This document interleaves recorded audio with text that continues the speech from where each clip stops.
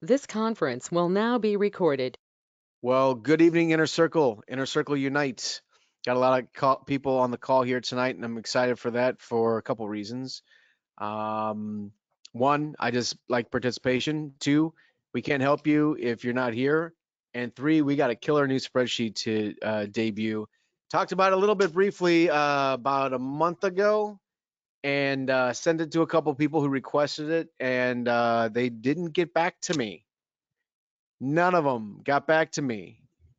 So I actually got feedback from a couple other people, along with myself and Craig. So here's the deal. Here's the big magic secret. You guys can all get a copy of this. It's ready for you guys to actually officially have this in your inbox. Um, but the caveat is this: you got to tell me what's broken, because when I sent this out a month ago, there's a couple things broken. The calculations were fine, but it just wasn't. There was a couple things that were not correct about the layout and stuff like that. So I want your honest feedback. I want you to find the problems with this, if there are some, because I want to make sure that we've gotten a really cool spreadsheet. So I'm going to give you, I'm going to share my screen here. Um, and while I'm sharing my screen, I want to do, let's see. Yeah, I want to do a couple of announcements. Next week, we got not Andy Hiller. Next week, we got, who's that guy? Alan Cowgill. And I know that some of you have seen Alan speak before. He's been a friend of the South Side for years. He's been coming and talking and training our folks about raising private funds. It's been a minute since we've had him back. Um, a lot of reasons, nothing against him or anything like that. It's just things fill up on the schedule. Couldn't sync our schedules up, and long story short, we just haven't had him back in a while. So I'm really excited to have him here, specifically because I really do think a shift is going to be coming in the real estate market, and we got to be prepared. And I know for some of us on the call and some of us who aren't on the call, money, none of us, at least that I know of, are sitting on $20 million, right? So if banks stop lending or tighten up or restrict or something, you might be hard pressed to find a deal. And so private funds is a very viable way to fund your deals. I've been using private money, and actually, honestly, I learned how to do it from Alan. I've been using private money for years. I have several individuals that have lent me money over the years. A ton of people have lent me money over the years. I've always paid them back. They've always gotten their return, and some people have come and gone because they've got other things that they'd like to do with their money, and that's fine. But I've had a lot of people that entrust their money with me, and I pay them back, and it's been a wonderful thing.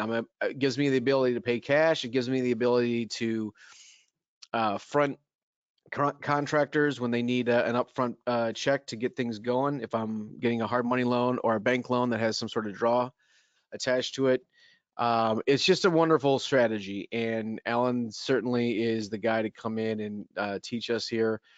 Uh, Beyond that, guys, and don't dismiss that strategy. And if you don't think that you're ready for it because, oh, well, I've only done one deal and who's going to lend to me, or I haven't done any deals yet, who's going to lend to me?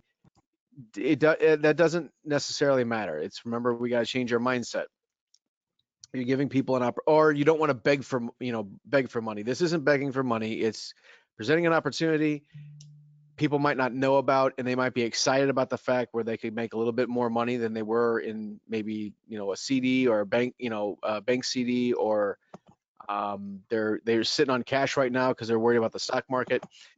There's a whole host of reasons why people might be interested in doing something like this, and if you give them the opportunity, they just might say yes. And so Alan's going to talk to us about how that works, how to attract private lenders, how to talk to them, the legal aspects of it, how to structure a loan, all that kind of stuff. I'm really excited for this. Um, I could walk through someone through this for sure. If you got a fish on the line, I could absolutely hop on a call and help you reel in that fish.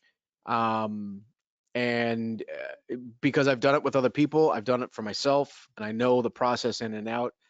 But he's got a whole way of learn from him. Learn from him on how he does it, because it's an awesome strategy. So he's coming next Wednesday for a quick hour and a half kind of meeting here, evening with the expert Alan Cowgill, and then Saturday we got a half day workshop from 9 until 1. Links and registrations all up on SSIC's website, the Southside Investment Club. So make sure you come out to that.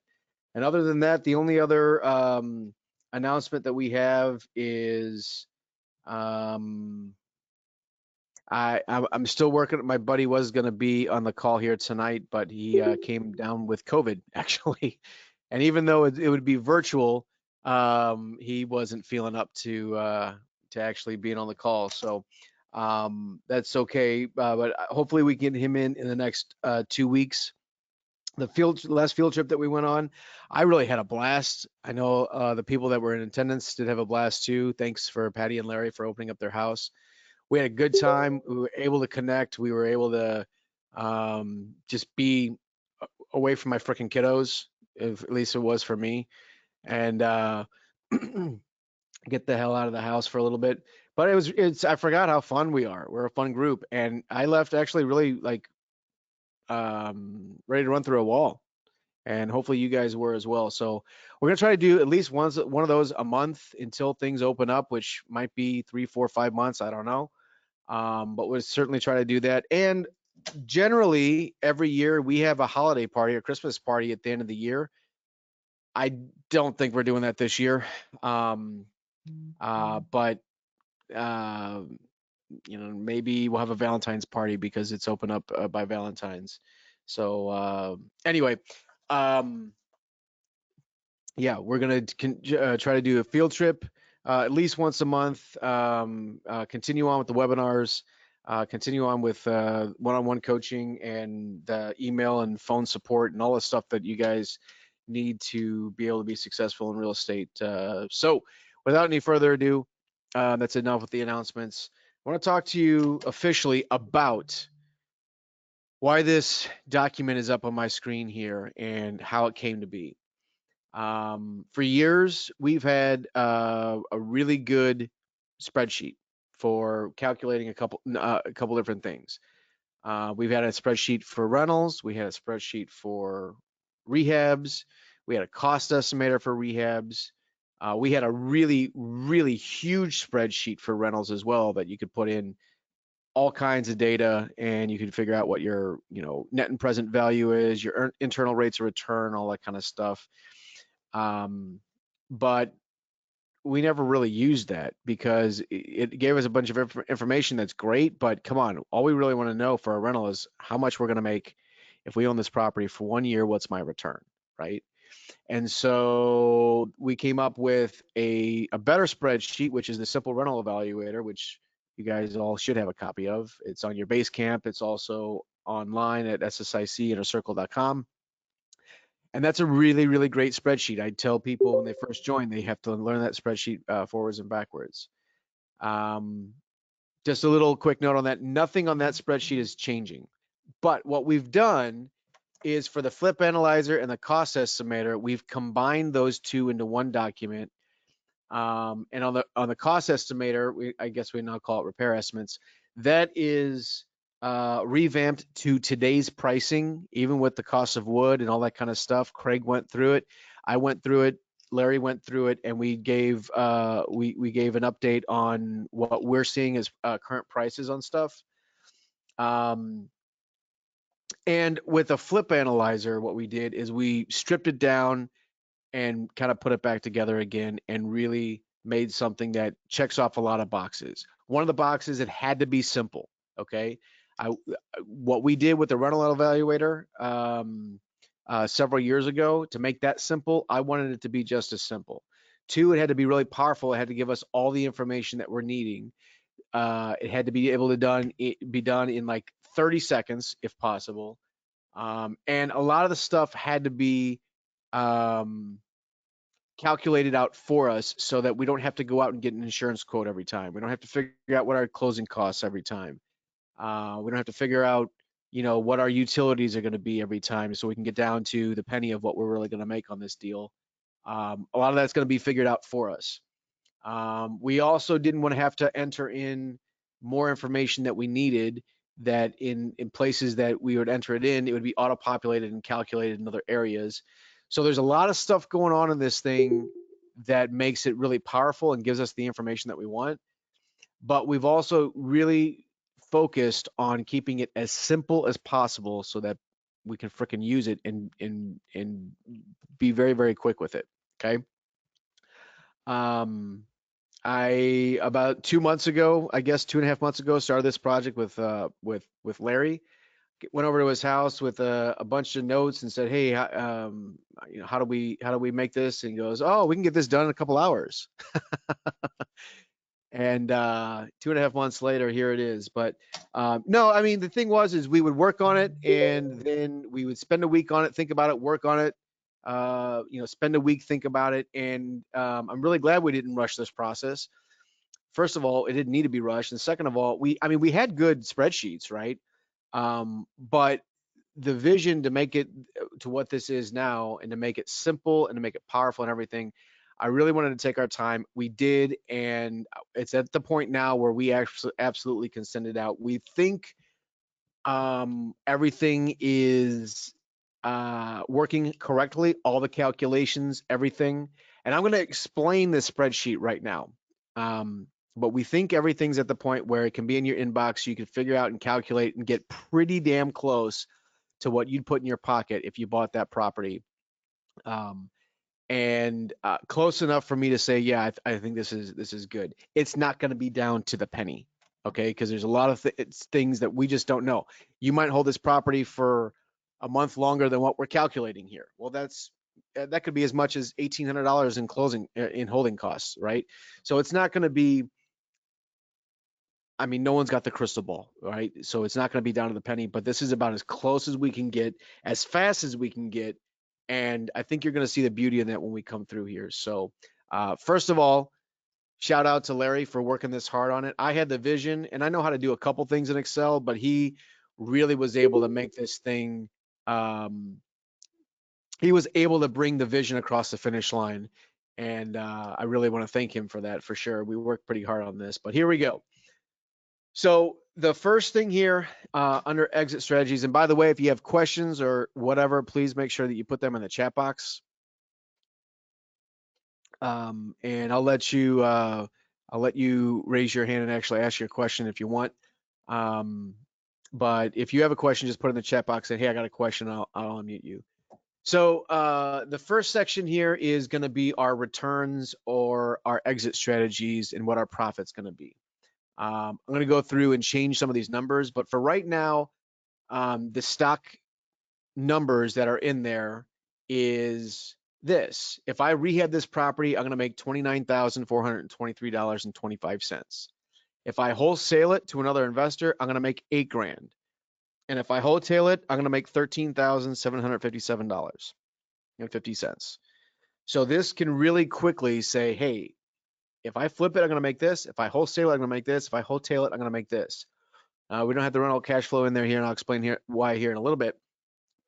But guys, if you're not doing this, and I know we've talked about this, but you have to figure out what's the best option for you.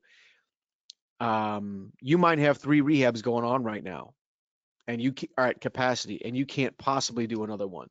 All right, well then that's fine. If you wholesale it or wholesale it, what is your profit going to be? You might not have any deals going on, but you want to go on vacation and you really don't want to start a new rehab project. So maybe I'm going to wholesale it and just try to do that, right? Because I don't want to take on a project right now. This is going to help us determine that you have to figure out scenario A, scenario B, scenario C, so that, I get questions all the time. Nick, what's the best deal that you can get out there? Well, it's a safe deal, the one with multiple exit strategies. If you're buying this property and the only exit strategy is flipping it, it doesn't mean you can't do it, but it's just a little bit more risky of a deal, right? Like if the only thing that you can do is to flip this thing because the wholesale or the hotel, you're only going to make like $1,000 or something like that. I'm not saying don't do it, but the more exit strategies you have, the better I sleep at night. Let's just put it that way, right? And so we want to be figuring that stuff out. And since we're already figuring out what we're going to make on the flip, it takes 2 seconds for this spreadsheet to calculate that out. Now, um, about a month or so ago, I can't remember when it was, I did a webinar training on what the heck should I offer on this property. That and this should go hand in hand, because what the heck should I offer on this property? You don't need this spreadsheet to make an offer, okay? 70 cents on the dollar minus repairs. If you can get a deal in there, in that in that range, you got a deal, right? You don't need to have this spreadsheet to be able to do it. However, um, until you've done 20 deals, you should be filling this thing out, right? And what the heck should I offer on this property? Well, what happens if it's a $300,000 ARV and it's a lot, very competition? You're going to go higher than 70 cents on the dollar. Well, my canned answer is you need to all know your numbers. You need to make damn sure on your ARV and make damn sure on your repairs. Well, how do we do that? Now we got an updated spreadsheet that you can use. Okay. So go back and watch that what the heck should I offer on the property? Because I take a whole hour and explain, how rationale and why you don't need a spreadsheet to do this, but this is something where we can check our work and we can figure out what our exit strategies are. I don't know what that was, but that was not me. That's all I got to say. It was not me. All right. Home details. You want to make sure that you fill this thing out. And the reason why is because there's this total square footage, this 15 here, 1500, calculates some things down below. But it's pretty simple. A property address, the date that you're doing this, the property description, single family residence, the acquisition specialist. This is specifically if like you've got team members, you want to know who the acquisition specialist is, who's doing this. If it's you, just put you. Total square footage, 1500. Number of units, 1. Is the building occupied? No. Now, just like the rental evaluator, the simple rental evaluator that we have, anything in yellow is going to be an input. Anything not in yellow is already calculated for you. Okay. And by the way, can you guys see this okay? Is it big enough on your screen? Okay, cool. All right. So this is how we broke this down. And if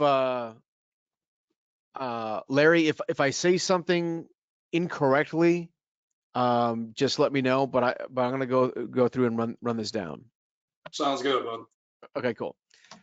So what we have here is after repair value. How do we find the after repair value? Well, we look at comps. If we don't have access to comps, we get with a damn good realtor that will provide comps. Have me look over your shoulder, check your comps and everything. But this is where everything else that we're doing here is going to stem from this number. We got to make sure that the ARV, the after repair value, is going to be correct. So we're going to assume that is correct. Now, the next two are as is MLS value, meaning if I'm going to hotel this, if I'm going to sell this on the open market, what do you think I could get for it as is? Well, that might be a little bit harder to find, but at the same time, there are comps out there that sell on the MLS that need work. And if you do a little digging, most of the time you can find something, okay? It's grandma's house that, the family, you could eat an egg off the kitchen floor. That's how clean grandma was. But it was 1970s German dark cabinet kitchen kind of thing.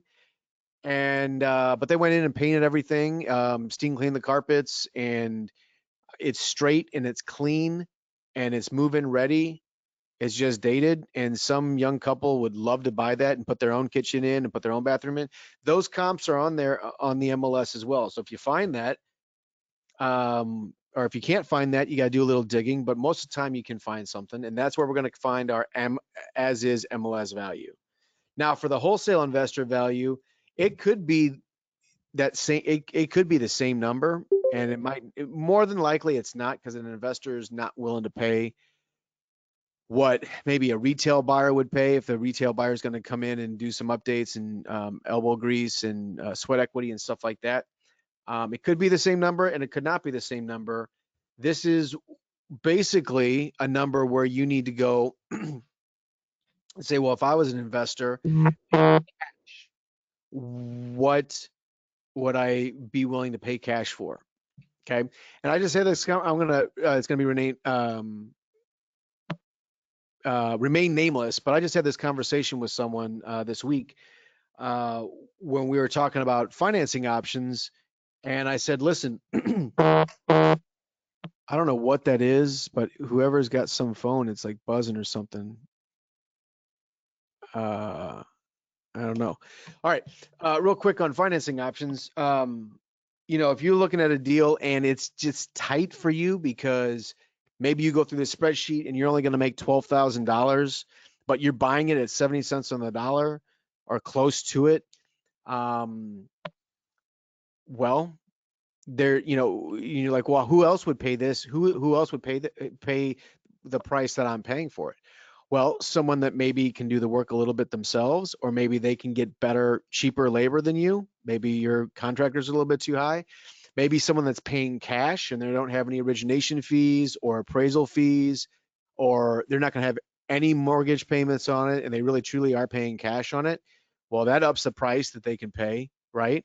There's any number of reasons why it might not be a deal for you, but I might be able to pay a couple bucks more and it would be a deal for me because maybe I can get labor cheaper. Maybe I can maybe my holding time I can get it done in 2 months where it might take you 2 months. I mean, there's any number of reasons why it might still be a deal for me, right? And so you need to, and I can always help with this, and other people inside of Inner Circle can help with this, but it's kind of a moving target. You figure out what another wholesale investor would pay for, but we want to know that data. And so for this particular exercise, we're going to say it's $75,000.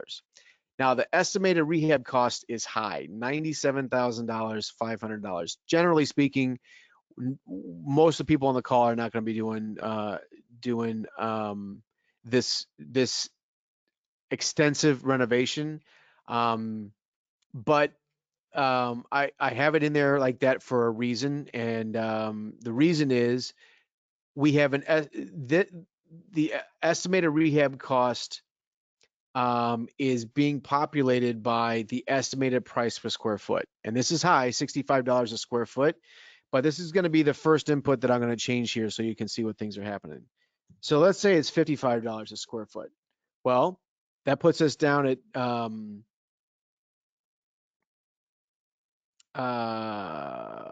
where did that change? Nick, that changes your the one right below that repair cost Oh, paid okay. per Sorry. footage. Thank you. Thank you. Okay, right below here. I'm sorry, on Delta 25. So typically, if it's $40 a square foot, that means it's $60,000 is repair based on square footage, right? I put in here $65 a square foot. That puts us at about 97.5. This number right here on Bravo 25 is an input, but there's two ways to figure it out. There's the quick way, which is the price per square footage, and then there's the hard way, which is probably the smarter way to do it. But on this second sheet here, the repair estimates, you can go through and itemize everything out. And once you itemize everything out, it's going to come back here and say what the repair cost is. You're going to add a 10% contingency, and then the itemized total repair cost is going to be here. It's going to be too boring of a training session tonight if I go through all that, but trust me, that works. And what that's going to do then is for a quick calculation, you can figure price per square footage. Well, it's 1,500 square feet, and I think it's pretty banged up. So $50 a square foot. And that's generally pretty high, but we are in COVID, we are in all that kind of stuff. And so anyway, $50 a square foot puts us at $75,000. So let's put $75,000 in on our estimated rehab cost here so that we have that number to go from. Okay. Or shoot, 75,000. Now, The reason why we don't have that automatically going over there is so that you guys can make the decision whether I'm going to itemize this out, or I can do just repair costs based on square footage, or if you're going to figure it up on a napkin and you're going to do something autonomous to the repair spreadsheet, you can just put that number in yourself, and that's the estimated renovation cost. Okay. Now let's go back because some of my other numbers might be kind of messed up if I do that. So $65 a square foot, and the estimated rehab cost is $97,500. The suggested mayo is $60,000. Now, the suggested mayo is the true mayo formula, 70 cents on the dollar minus repairs. Okay. That's just the calculation. It's the true suggested mayo. That's not, if you pay 62 for it, you're not going to go into real estate jail. If you pay 72 for it, you're not going to go to real estate jail. It's just, that's what the suggested mayo is. That's the spreadsheet calculating what the ARV is times 70 cents on the dollar, minus the repairs, and that brings us to 60. On this particular illustration, we're going to pay $67,000 for this house. Okay. Now, everything else, we're almost done with all the inputs here. Okay. Yeah, the mayo, sorry. Patty says the mayo is maximum allowable offer. You're correct. You get the A. That's what the suggested mayo is. In case anyone was, I hope nobody on here was not knowing what that was. I've done a terrible job of teaching if if people didn't know what that is. However, don't feel bad if you didn't know, because that's just, I should feel bad if you didn't know. So anyway, again, that's the suggested maximum allowable offer is 60,000. Again, that's kind of one of the reasons why we revamped this spreadsheet and updated the pricing, and it made this everything easy, because most of the deals that we're looking at, you have to go over that price to be able to get them. So in order to do that and be able to sleep at night, we got to know our numbers, and that's why we're doing this. All right, so for this particular illustration, we're going to buy this house for $67,000. Now, the hold time in months is already calculated for you, but we left it yellow in case you want to change that. And here's how we're calculating the hold time. The hold time is 1 month for every $10,000 in renovations. Okay. So we have almost $100,000 in renovations. So that's 10 months. Plus, we're going to add 1 month for getting it under contract and closing it up and selling it. So we have almost 11 months of hold time on this particular deal. I can tell you right now, we're not going to have 11 hold month. Most of the time, you're not going to have 11 months, but the spreadsheet is calculating it this way because of the high repair costs. So if we go back up here and we say, okay, I think our repair costs are going to be 50,000. Now you can see our estimated hold time is only 6 months, which is probably a pretty typical renovation. 4 to 5 months to renovate it, month to close it up, 2 months to close it up, month and a half to close it up. That's right around the 5 to 6 month mark. So you can see that that's going to change a lot in our hold numbers and a lot in our profit. Okay, so let's go back up here and go back to 97,500. If I just said myself that, hey, I think I can do this in 6 months, I can just go ahead and put in 6. Okay, you can change that. That's why we left that yellow. The spreadsheet automatically calculates that for you. If you want to keep that, that's fine. If you think you can do it quicker, if you think it might take you longer because you're going to be out of town for 2 months or whatever the case may be, certainly do that. I'm going to leave it for right now at 10 months, and you're going to see how drastically of a difference this is, which is, again, maybe really good motivation for you guys to finish your projects up super, super quick. Okay. We got to act like there's a gun against our head, and that you're going to live or die if this project stays on budget, stays on time, and you don't have rack up a bunch of holding costs. That number is going to scare you here in a second when we get down to that. All right, so let's change some things on the first and private mortgages. And while I talk about private, like the mortgages on this, It's not that hard and it's not that scary. We made it really simple. Remember, that's what we were trying to do. And what we did to keep it simple is just to say that mortgages and interest are based on interest only loans. Okay. We've got that clearly laid out right here.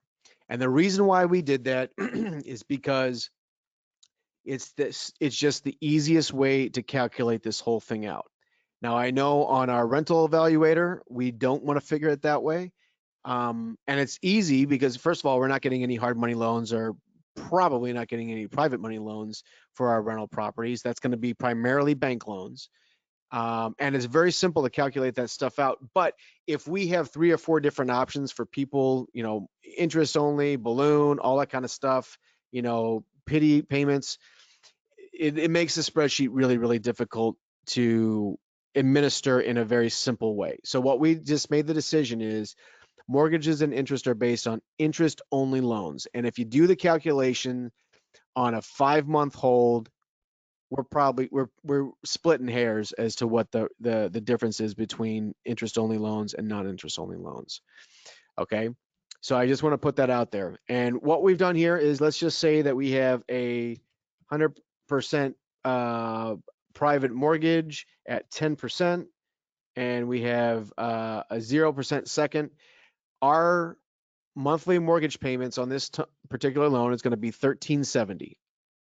Okay, we're borrowing 100% of the purchase price and 100% of the funds. It's going to be $1,370.83 is going to be what our monthly payments are going to be. Now, if you got a private lender and he wants all the payments at the end, well, then you don't have any monthly payments. If you got a hard money loan and a hard money loan is at 12%, well, that's going to be your payment right there, $1,645. So that's going to be motivation for you to get it sold. Now, if you got a bank loan, just type in 5%, and it's going to be pretty close. It's not going to be exact, but again, we're not talking about that much difference on a 5-month loan. Okay, so if you're going to put 80% down and you got a 5% mortgage, okay, that's going to mean you have to bring $34,000 to the closing table, and your monthly payments are going to be $548. Okay, which some people think that's a really great deal. I think it's a pretty good deal. Yeah,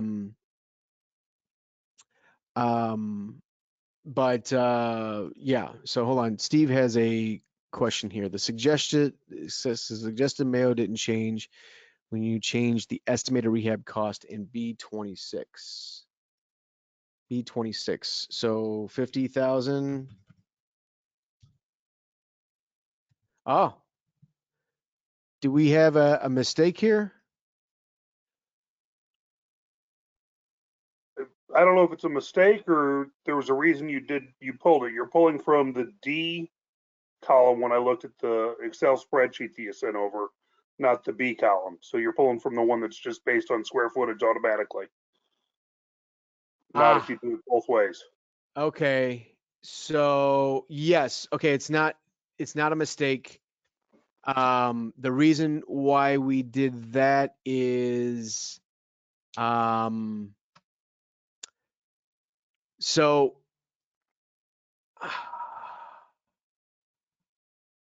we did it that way for a reason. Larry, why did we do it that way? I'm not sure. I think I was on my 4th or 5th beer by the time we got to that. Oh, sure. Now, who's kidding? They think I'm kidding, Nick. Yeah. I honestly don't know. So if we were to put $50 a square foot in there, It did change the suggested mail. it did. Yeah, this is changing it, and it's not coming from here. I think we're gonna square footage, but if you input whatever you want in that B25 thing, it didn't change anything. Right. It's always leaving it off the square footage estimate, not off the whether you did square footage or the repair breakdown sheet. So I think we should. I think we should probably change that. And it should be off of what you're putting in there. I don't know what happened. Off of 25 instead of. Yep. Off of 25 instead of the repair cost. Yep, based I on can change square that. footage. That's something that I can do. So, hey, that's a Okay, good fine. catch, Steve. Yeah. That's a good catch, Steve. Thank you. So I'll make sure that I make that change before I send it out tonight. And maybe Steve catches something else. I remember talking about that, and I think we had done it that way for a reason, but it makes more sense to do it the way that you're saying it. So unless I can come up with some reason why that's not, that will definitely be changed. Let me go ahead and get this back to what this is so I can go through for demonstration purposes. 97,500. Okay. Yeah, Randy's got a question for us too there, Nick. Randy says if you change B28, you feel that you would need to finish early. Would you have to recreate the formula again in that cell in order to allow it to calculate again? Great question, because I did that right here.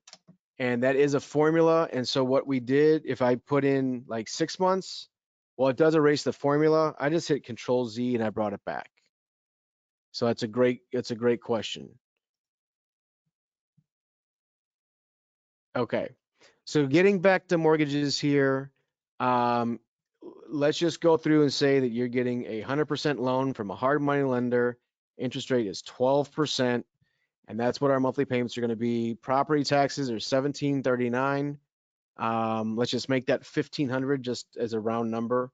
Appraisal fee is going to be $500. Attorney fees would be if you're getting like a private money loan and the title company will charge you a doc fee of about $300 to put that together. And some people will have a prepayment penalty. Most people don't, but if you do, you fill that in here. If you have any financing origination costs, like if a lender is going to charge you a couple points, whatever that is, a bank or a private money lender or a hard money lender, you would fill that in here. But let's just kind of go through here. Let's just say that you have $2,000 in financing origination costs. Okay. So we can still see that we're making almost a $30,000 profit on this house with a 10-month hold time. Okay. But we're done inputting stuff, guys. Let's go back down to the purchase analysis. And this is where you're going to see, I'm going to go a little quick here if I haven't already been going quick enough, but this is where you're going to see the genius of kind of how we put this together. Okay. Here's this is the number that you're going to have to bring to the closing table or pretty close to it. Okay. I'm going to put an asterisk there and I'll come back to the asterisk, but that's pretty close to the number that you're going to have to bring. We took the purchase price plus the appraisal fee or any attorney fees plus the financing origination costs plus title insurance. How do we figure out title insurance? Well, we call the title company and try to get close. They have a sliding scale. The more expensive the property, a little bit more of a premium. Smaller the property, a little bit more of a premium. It's kind of a range. So we put that pretty close. I bet you that we're within $100 to $200 on that, and that's close enough. If you want to get that down to the penny, you probably shouldn't be investing in real estate because it's not worth it to get that down to the penny. We want to get as close as we possibly can, and I bet you in most cases it's probably within $100. And if it's wrong, it's probably slightly higher, which is okay for us to figure a little bit. Okay, but the title insurance is a part of the buying process, and so we're putting it in there. Closing fees, $300 from a title company. The title search fee, $225, and the recording fee is about $100. Typically, that's about what you're going to pay, guys. Could it be a little bit more from another title company? Yes. Could it be a little bit less? Potentially. But this is going to get you, again, pretty close within a couple $100 of what your actual closing costs are going to be. And that's close enough for me without calling up a title company and getting a quote and being on hold with them and have they figured this stuff out. This is just going to do it for you. And if it's erring on the side of a little bit high, that's okay. All right. Total purchase price then is $70,792.50. We get a first mortgage, which is 100% of the purchase price and 100% of the renovation costs. We're getting credited $164,500. which brings us to a grand total of about $3,292.50 is what we would have to bring in order to close this deal. The asterisk is insurance.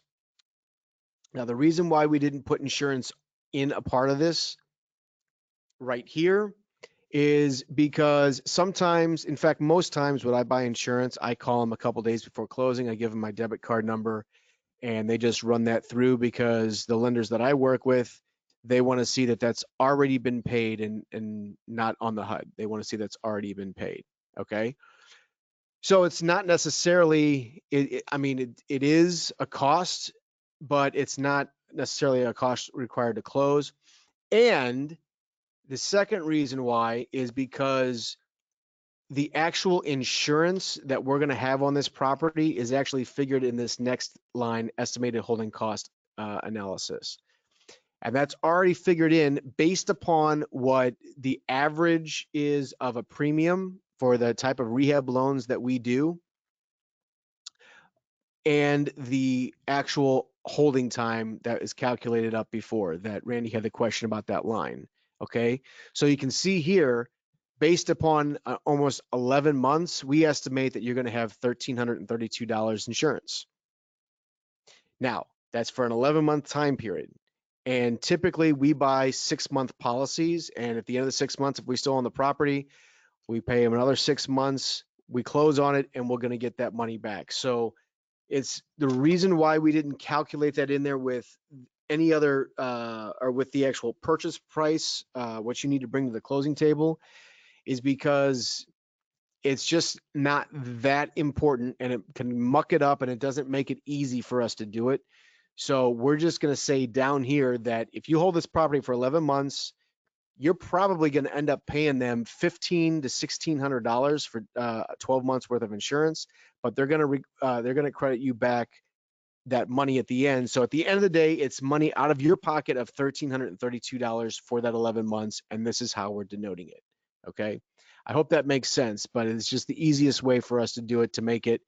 I mean, that's the money that you're going to have to pay. Who cares if you paid that at closing and then you get credited back? It doesn't matter, right? What matters is that is a part of the closing cost. Now, property taxes the same way. 11 months worth of property taxes. This is what it's going to be. Utility costs. We figured $200 a month for 11 months. Financing costs, that this is where it gets pretty expensive. Almost $18,000 in financing costs. Okay. So for a total of $22,509, and can holding costs really bite you in the butt? It can. Now remember, I don't think this house, I mean, depending upon what you're doing to it, let's just say that you can get this thing done in 6 months. Now your holding costs are cut in half. And look how much more money you're going to make now, $36,000 versus the $28,000 or $21,000, whatever it was, right? So it's critical, guys. I mean, this is just proof positive that it's critical that you get your rehabs done quick. So going back down here, you can see everything changes. My total insurance out of pocket would be $743. My property taxes would only be $750 for 6 months. My utility cost is going to be $1,200. And my financing costs are cut in half, right? Or not cut in half, almost cut in half.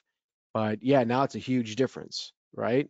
Let's go back up here and change this back to 12, or change that back just for illustration purposes for the rest of the thing. But the $22,000 in holding costs is what we're calculating here based upon an 11-month hold time. Now here's how we figure the profit, and this is where it all comes together. We got the estimated gross sales price. We got the realtor fees, which is 3%. And this is another reason why someone might be able to do a deal and someone might not be able to do a deal. If you're paying 6% to a realtor, well, look at how much profit that shaved off. That shaved off a lot of profit here for us. If we are our own realtor, well, that's another $7,000 in our pocket. Now, I am a realtor, but a lot of times I like to hire another agent to sell my properties for me. They're not going to charge me the full 6%. I work out a deal with them, and that can be a case by case basis. But if I were to sell my own property, I would save the most amount of money, right?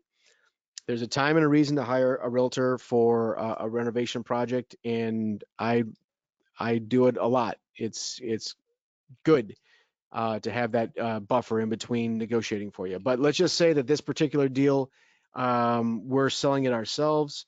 We have no prepayment penalties. We have closing costs from when we sell it, and it's only about $400 or $500. We estimated $400 in here, which is the title closing fee plus a $100 recording fee. So we're figuring $400 for closing. Then the net sales price, which is the gross sales price minus commissions.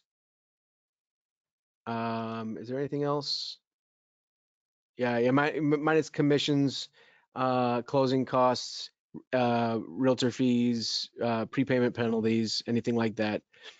And then the net sales price is here.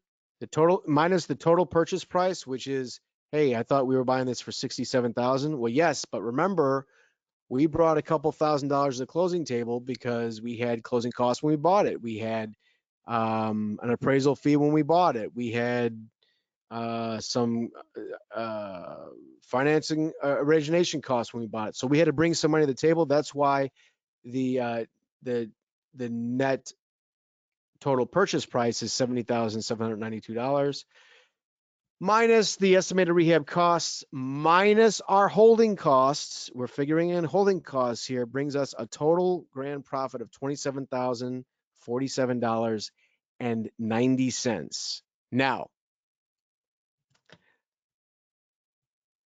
when we go up here and come back to here, we didn't enter in a lot of information to get that stuff.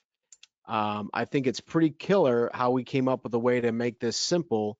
I liked our old spreadsheet, but it did, I don't know, I never really liked the way it was laid out, but it worked and we used that for years. This is laid out much, much better. It's simpler to use. Anything in yellow, you're going to change.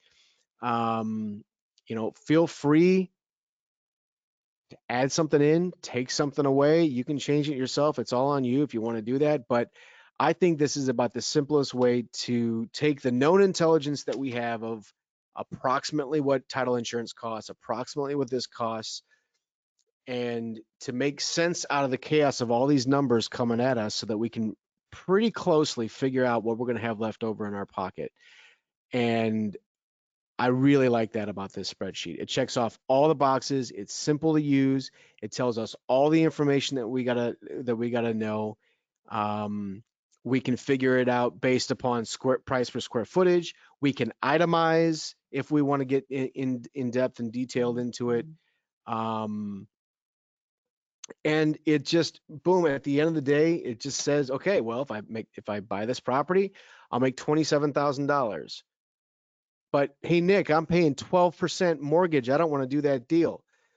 Well, do you want to make $27,000?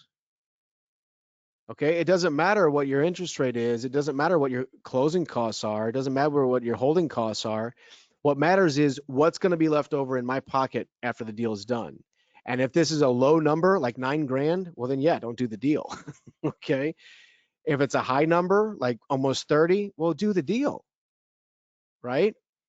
And you're going to see now as we go in and kind of change some of these things around that this deal is a much better deal than just making $27,000. Because what if, let's just say, it only takes 6 months to do it. Okay. At 6 months, well, we made almost another $10,000. Okay. That's almost up to $40,000. Well, what else can we shave off here? Maybe we can negotiate with our lender and say, you know what, can we just do $1,000 in origination costs? Because I have a really good smile and a great heart and I'm super integrity. Maybe they'll say pound sand. Maybe they'll say, okay, I'll do it for 1,000. We won't know unless we ask. But let's see, what else can we shave off? There's probably not much we can shave off, but maybe, just maybe, we have one of those rare projects that actually comes in below budget. So $92,000 is where it comes in at. Well, now we're up almost $44,000, right? And we can go through and change this systematically to our liking to massage the numbers so that we can get a deal. All right. This works in all price ranges. Like if we just were to go through really quickly and say, okay, this is a 350 house. It's 350. No, not 35,000, 350,000, 350,000. And the as is, I'm just going to leave that blank for right now because I'm not so sure about that. And the estimated rehab cost is 50 grand. Let's see here. Let's make this so there'd be 50, so 30. Yeah. So the suggested Mayo is 200,000, and yeah, you're right. We do need to make that B26 use this calculation instead of here. You know, we did this a million times, and it just never occurred to me. That's why I want you guys to take a look at this and see if there's anything else that we can do to make this a little bit better before we put the finalization on it. But okay, so this is saying that suggested Mayo of 200,000. So if we pay $200,000 for it, and let's say that all things are equal, not 20,000, 200,000. All things are equal, and let's say that we don't have any origination fees, and let's say that we even have to pay 5% for a realtor fee. Okay, so this is saying that we're going to make $62,000 on this house if we bought it for $200,000. But what if we had to pay $210,000 for it?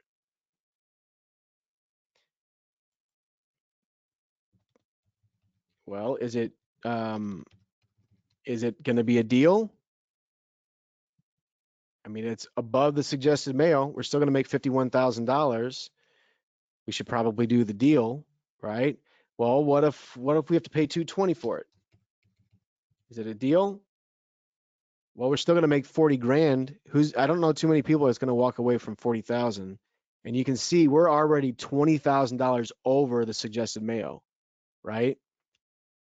But we're damn sure of our numbers. We know it's a 350 ARV. We know it's a $50,000 renovation cost, and all the other stuff. The holding cost is not going to scare us because we know approximately what those numbers are.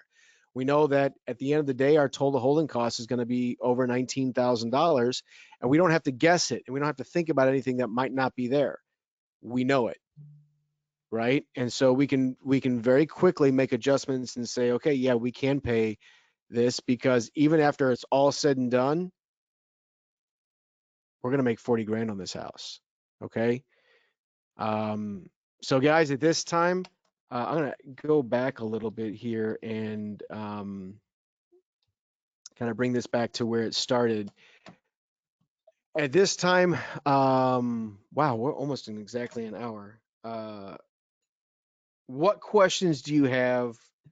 And yes, everyone can walk away with a copy of this tonight. But what questions do you have, or comments or suggestions or anything like that?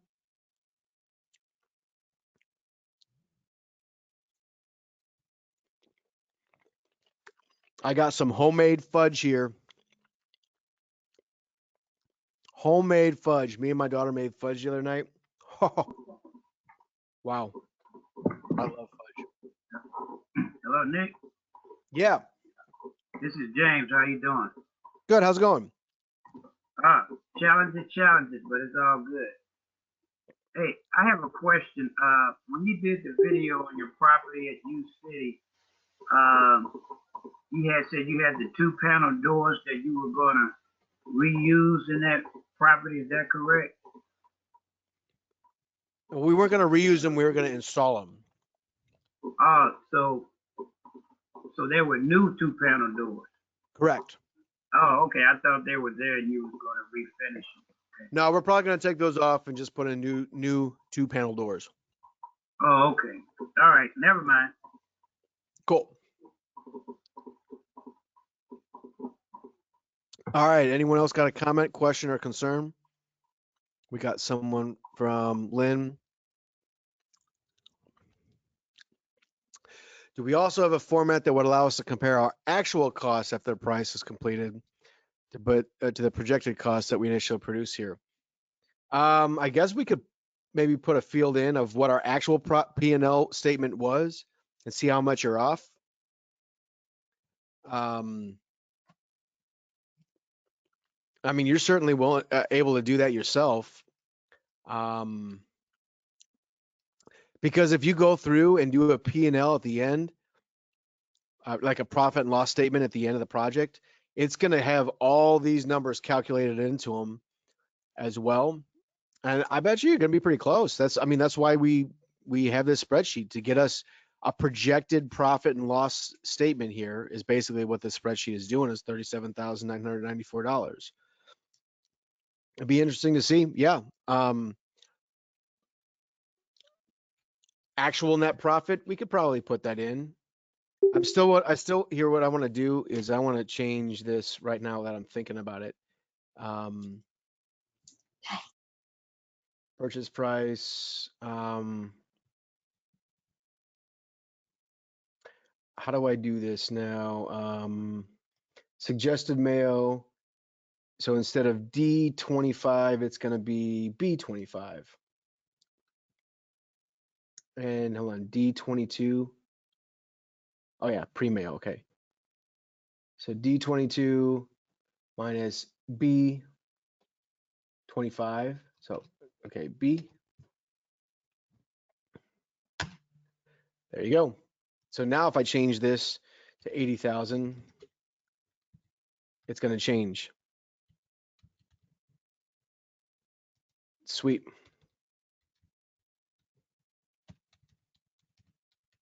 Nick, one of the things that I suggest with this, don't be afraid to keep a copy of this in your folder that you keep all the information for the property that you're working on. Great call.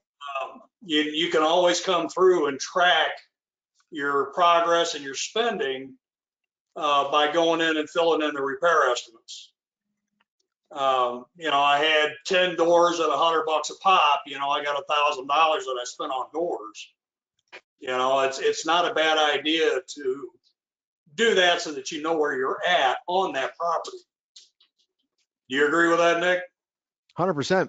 Yeah, I mean, that's what's going to make you a better investor, really knowing your costs and knowing what I can do. Because if you know your costs and the other guy doesn't, you win. Because you're either going to walk away from a deal that you can't make money on, or you'll figure out a way to make money on the deal that someone else couldn't figure it out. If you know your numbers, and the only way to know your numbers is to do this, right? And if you can go through and do it, and you do a couple deals, and you can say, hey, I was figuring this wrong. It's actually more expensive. Or I was figuring this wrong. It's actually a little bit less expensive. That's where you can dial it in. And I mean, the only way to learn that is, to go through it, right? And obviously hang out with us and we can walk you through stuff. But for you to really know it, you got to go through, you got to do it yourself. And the best way to do that is look at your last project. How much did I pay for that? Well, and if you're running multiples, it definitely helps. Now, again, guys, if any questions, comments, concerns, let me know. I did not go over the repair estimates here. It's the same as our cost estimator from last time.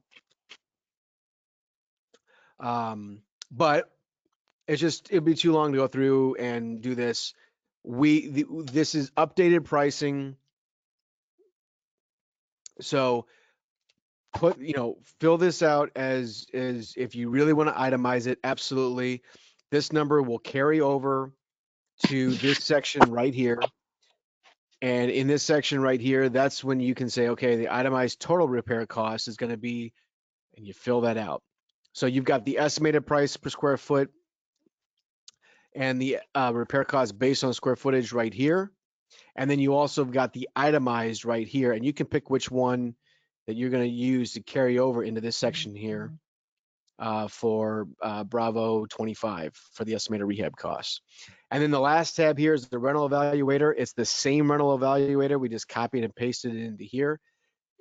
That way you can go through and fill this out if you're going to keep it as a rental. And then you yourself can put in here is Well, my monthly cash flow is going to be 250.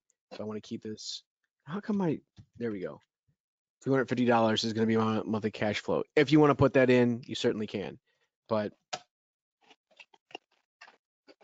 yeah, so these 3 tabs here down at the bottom is now your tabs to freedom.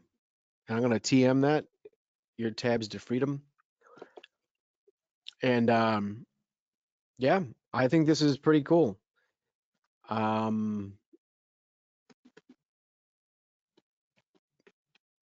Any other questions, comments, or concerns? Matt, you look like you want to say something. No? No, I think it's great. This is awesome. Yeah. Good stuff. Thanks for putting it together. Yeah, man.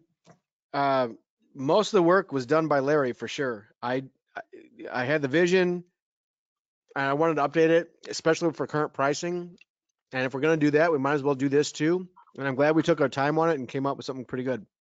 Team effort, brother. Team effort. Mm-hmm. All right, gang. Well, then check it out. I'm assuming everyone's on here that wants a copy of it. Is that correct? Yeah. Hey, Nick, can you hear me? Yes, please. Yeah. What's going on? Is the recording of this call on the Inner Circle website, or will it be? It will be, yes. Okay, cool. Thanks. Yes. Great question. Yeah, it will be. So I'm just going to go down the line here. Randy Johnson. Randy, what's your email address? It's RANDYLAMAR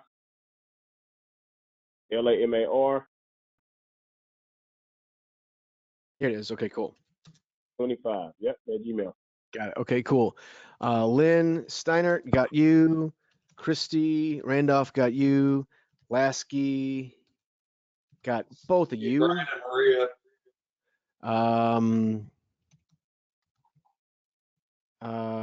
Chords. Not Brain. Oh, I put brain. Flores. Bar. Sorry guys, if I don't do this now. BAHR, Steve and Winnie, and we got Duff. I get thirsty every time I say Susan's last name for Duff Beer. No connection. No connection. Okay. I was hoping she was the one that was going to be supplying it on the next trip. All right, so I'm gonna save what we did with that one field. So this is me talking to Larry real quick. I'm gonna save that, and I guess now I have the master copy. Yes. Okay. Do me a favor and flip me over one. Yeah. Okay. I'll send you one too. I'll keep it on the master. Yeah. Good. Oh, we got a couple of chats here. So we want a copy. Thank you. This is so great. Yep. Got the chords. Yep. All My right. brains Cool. and Maria said thank you. Yep. Brains. He is the brains, man. Boy, isn't that the truth? Cool. So I'm gonna go ahead and save that and put it back to the presets, guys. And I'm gonna change the presets for the realtor fees to be 5%. And you can certainly feel free to change that if you'd like, if you're your own realtor. So I'm gonna put in the presets back and hit that over to everybody. But yeah, break it for us. Seriously, like find out if we have something wrong. If we've calculated something wrong, we want to know about it because it could be, hopefully it's like if you find something, hopefully it's a difference of like 50 cents, but I don't want to be so wrong where someone buys a property and loses money. But Nick, I thought my holding costs were going to be $10. Well, shoot, no, it's actually 50,000. I don't think it's going to be that bad, but still, we want to know if there's something incorrect. we already found Steve already found something tonight that made it much better for us. So very cool. You know, we want to know that stuff, and we can get that changed before we make it the master copy. You know, I want you to open it up and I want you to go through it and ask a question. Nick, why did you do it like that? Well, we did it that way because of this, or we did it that way and it doesn't make sense. So let's do it this way. So I'm going to get off, guys. Thank you so much for being here tonight. And yeah, I think this is really cool. We worked on this for a long time and I want you guys to enjoy it and let us know. Please let me know. And I guess that's it. So guys, questions, comments, or concerns, let us know. We're here to help. We'll see you at the top or from the top. Talk to you soon. Good night. See ya.